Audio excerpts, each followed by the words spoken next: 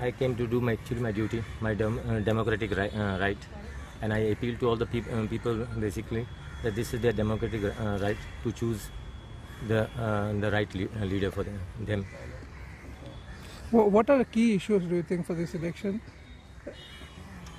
See, I always look at development should be the major issue as far as these elections are concerned. Rest other issues are immaterial, and we need basically a strong government. And I believe we need a one-party rule government. Do you think that the Modi government has fulfilled its promises? No, it is for the people to decide. You have been a core politician in Goa. Do you think that Modi government has satisfied people of Goa?